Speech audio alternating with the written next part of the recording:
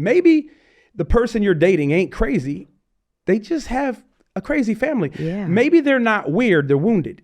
Right. Right? Maybe they're not getting on your nerves. They're nervous because they weren't allowed to have a voice. They weren't allowed to talk. They weren't allowed to speak up. And now speaking up, maybe they're just overdoing it.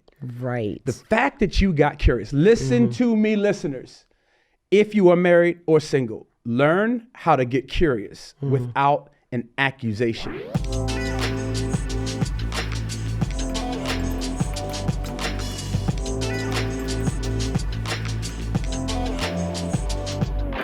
What's going on, everybody? Jimmy and Irene Rollins here with the 2=1 podcast. Here we go. Equally crazy? Equally crazy people. We're equally crazy, but we're equally committed. Absolutely. You're more crazy than me. No, I'm definitely more you're crazy. Definitely more crazy than me. We are so excited about this season because this season we're going to kick off. We're targeting both married people and single people. So no one tune out. This is for everyone. If you're married or if you are single. Because, a lot of the time singles are like, oh, this is married talk. It doesn't apply to me. Yeah. But really, I believe that if we're going to have people stay married long, we've got to talk to them while they're single. Yes. Because healthy people equal healthy relationships. That's it. So you can be married and you could be single. Yes. Where our target is to have healthy people, because that's what's going to make healthy marriages in the future. And we weren't healthy when we got married. Nope. We were tripping. We had trauma. We had triggers. We had trust issues. Did you catch that? All the T's? Come on. I saw it. And we discovered what health was through all of our dysfunction. Pretty much. All of our junk. I recently heard someone say, they fell in love. Like our story, they fell in love with each other overnight and they're about to get married. Literally this week, I was playing golf and they were like, this guy was telling me, I bought the ring. You've been on 3 dates. You don't know this person. But then didn't he say, didn't you and Irene get married quickly? Yes. Like we met and 9 months later we were married? Yes. Yes, we did. But we always say we don't recommend it. We don't recommend it. We wouldn't, honestly, we wouldn't do that again. No. We would not do that again. We 100%. Would date. We would get to know one another. I would have gotten to know myself. Yeah. Like when we got engaged, I didn't even know my favorite color. No, but I knew it because I was controlling. True. You planned the whole wedding, picked everything out. I had no self-esteem. Because you were broke too. Oh my gosh. Yeah. Why are you bringing that up? But I was out on my own. I was independent. You were. Had to take care of myself. I lived with my mama and daddy. Yes, you did. So 2 different worlds, right? Yes. And I didn't know myself. I wish I would have taken some time to do that first. So we would have had a lot of do-overs. Oh yeah. We had a lot of regret. And that's exactly what brings us into this episode. And we want to talk about this. Here it is. Don't get married until. Like every episode, don't get married until. For the married people, they're like, man, I wish I had known this. And it gives you an opportunity to work on the thing we're going to talk about in the marriage you have now. Yeah. And if you're single, guess what? You don't have to go through the drama, the stress, the pain, the arguments that we all who are married have gone through. Yeah. So here's this first one. Don't get married until you understand or discover the drama behind the trauma. No. Don't get married until you understand the trauma behind the drama. That's right. I think every person has drama. Behind the drama. That is so good.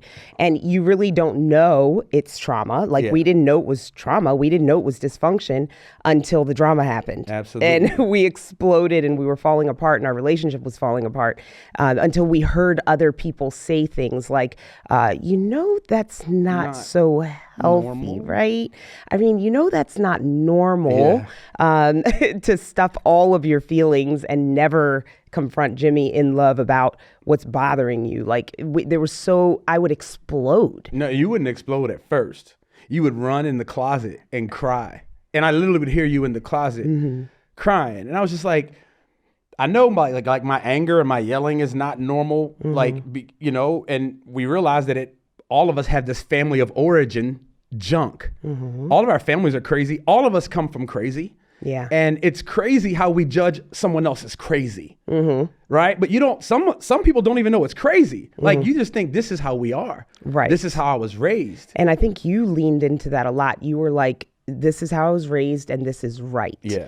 And for me, I grew up thinking I didn't even have a voice to have an opinion. So that's why you'd go in the closet. Yes. I wasn't allowed to express myself. So I would go and hide to have my feelings to myself. I didn't know I could be angry in front of you. You know what I mean? Wow. And so what you were experiencing, you were witnessing my past that was in my present. Ooh. So it's not the past. Yeah. If it's still showing up in the present, it's not the past. And here's the deal, Jimmy, like I think about it all the time.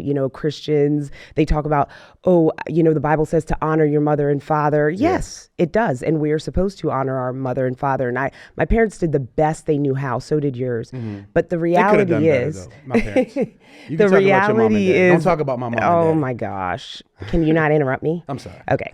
So the reality is that our parents did the best they knew how and with the information they had. And they were just simply doing what was done to them, in terms of like how they dealt with conflict, how they dealt with raising kids, et cetera. So when we came together, I think one of the biggest things for me was acknowledging that my family was dysfunctional, came from a dysfunctional family. And a lot of Christians believe we shouldn't acknowledge that because it's dishonoring our family.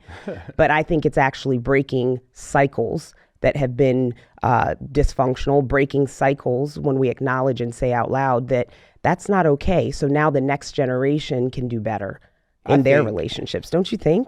Really, I think this idea of saying what we're not, this is what I hear you saying, and recognizing that we all come from a jacked up family. We all were raised, our parents did the best that they could, but guess what? It wasn't always the best for us. And I think we do our family a disservice if we won't acknowledge the dysfunction in the family we grew up in. Because what happens is my dysfunction now shows up as Jimmy today. It shows up in the form of anger. It shows up in the form of all of these different things. And you think that you're dealing with me. And you're like, Jimmy's just an angry person. And Jimmy is just, a controlling person. And Jimmy is just, and although the reality of my characteristics are true, they're coming from somewhere. They're coming from my past. They're coming from what I've seen, what I've experienced, what I've noticed, what I've watched on TV up until this point. And many couples think that they're fighting against each other. You're really fighting against the family of origin issues. Yeah, it's so true. It's so true. But it gets overwhelming when we think about this idea of doing the work to go deeper, to heal the past. So we all have to do that. We all don't get married until you find somebody who's willing to go address the past, because it is going to affect your current relationship. All you need is a willingness. Yes. Is the person willing?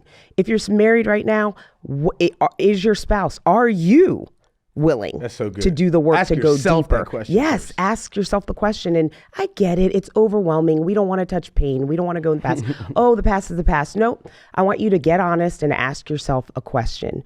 What are the patterns I'm seeing in my life right now that are causing problems? Right now. What am I seeing happen over and over and over?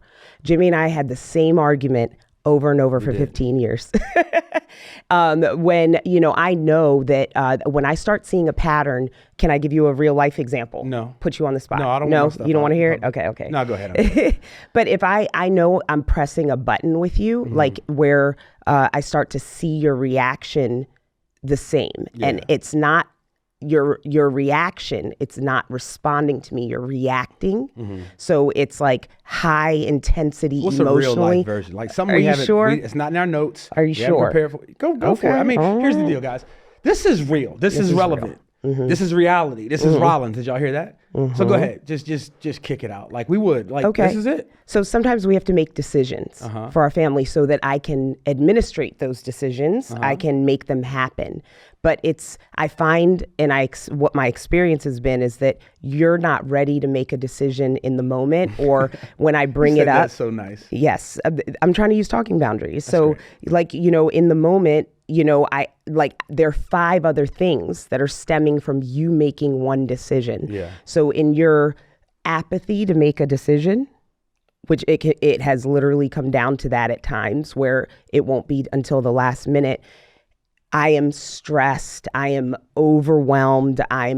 There are lots of things that are coming out of that one thing. So a real life thing that I think we're dealing with now would be that we haven't talked about, but I was going to put it on my list of things to talk to you about. Nothing off limits. Nothing off limits. Okay. Well, with your permission, I just want to address the fact that the one thing I'm experiencing on a regular basis that's showing up as a pattern is your inability to make a decision in the moment. I'm noticing that you don't want to make a decision, and it has a huge impact. Where does that come from? It has an impact on me. It brings stress. Yes. I can't plan. I can't administrate our life, which is my role. Yeah. So I think talking about don't get married until, we deal with this family, we find out the drama or the trauma behind the drama. Like, so that's drama for you. Yes. Like, I'm being dramatic. I can't make a decision. Where is and I don't know if it's trauma. It probably is trauma. It comes from growing up what I felt as if I was in a controlled environment. So here I am in this controlled environment, not able to make decisions. And so what I don't want to do is commit and make the wrong decision. What I also know it comes from is failing over and over and over and over again. And so like when maybe someone's listening and they've tried this or they've started this and it hasn't worked out, or I don't know if I really want to make a decision. So like the angst of wanting to be in control, but not wanting to fail is delayed decisions. Gotcha. It comes from my family. Okay. It comes from our junk. And I think that most of the tension that we see in married couples, that I would just wait. If you're single, like before you literally get married and have covenant with this person, I think first we should go on a discovery. Can I commit to the crazy that's in my future spouse's family? Am I committed to that crazy? Is that crazy, pliable? Is it workable?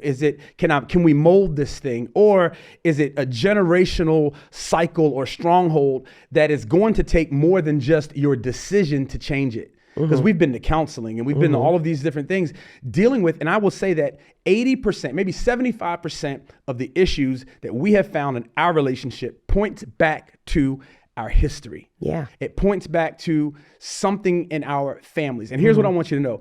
If you are listening to this podcast and you are single, you cannot find the crazy in the person or the potential person that you're thinking about married in 3 weeks. You can't find it in 3 months. But there are some situations where as long as they're pliable, as long as they're willing to admit, my family crazy, my uncle crazy, and they're willing. My mama is controlling. Yeah. And you then can deal with it, because this is the scripture says, with 2 equals 1. You shall leave your mother and father and cleave to your spouse. That's right.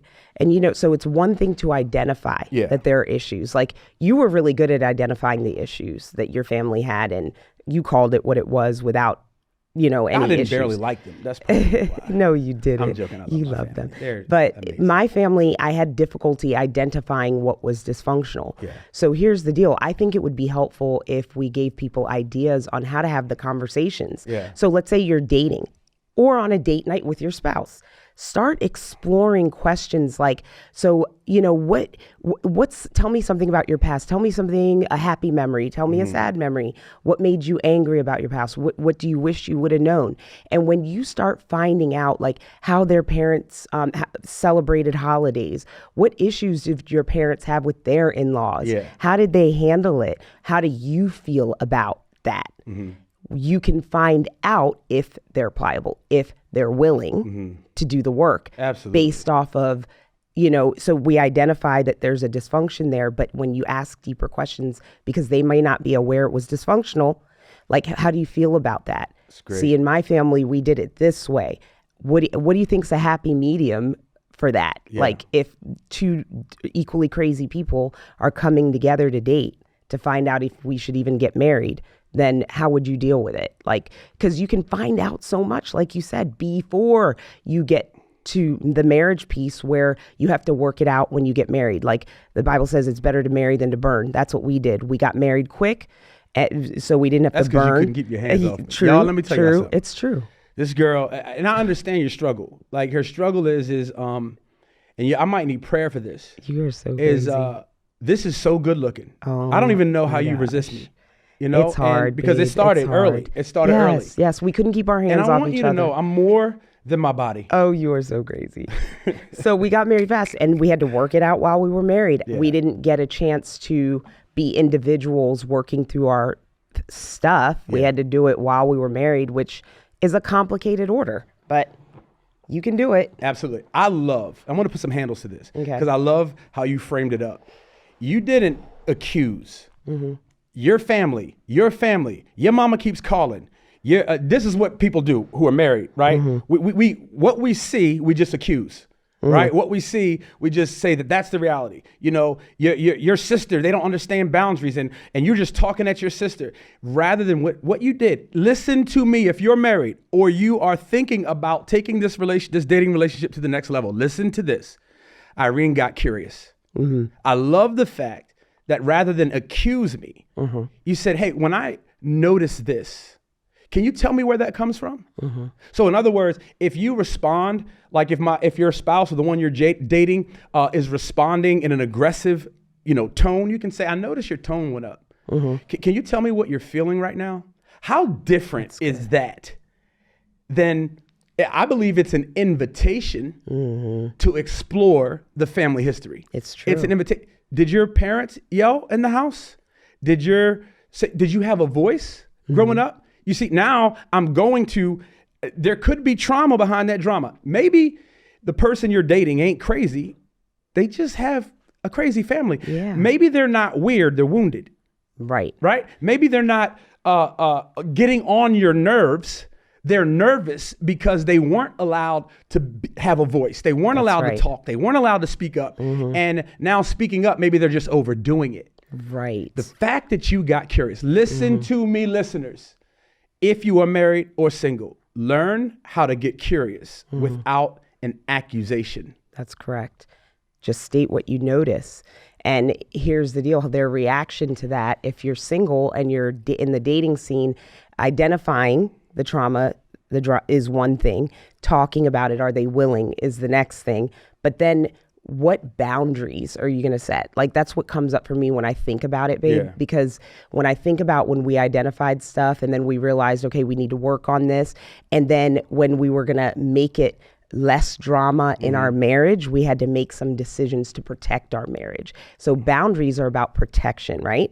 So what does that look like for each couple? Like, That's great. A boundary might be, okay, we're not going to yell in our house. Like, we are not going to, we're going to, if someone is feeling edgy and their voice is going up, then we're going to do the timeout sign and take a minute, because we just can't. That's not going to be a pattern we set in our household. That's not what we're passing down to our kids. I think it's the same thing as not like shaming you by saying you're just like your mom, or you're just like your dad, or you're just like your sister, or, all the people in your family do that. And I think that's what we did in the beginning. And I'm so grateful for a counselor. Many of us just need counseling. Let me tell y'all something. Premarital people. Everyone's like, I'm going to wait to go to premarital counseling. You don't need counseling for your marriage. You first need counseling for yourself. That's true. And if you get counseling for yourself and get healthy and get coaching and read books and listen to the 2=1 podcast and subscribe, I'm trying to tell y'all, this is the kind of stuff.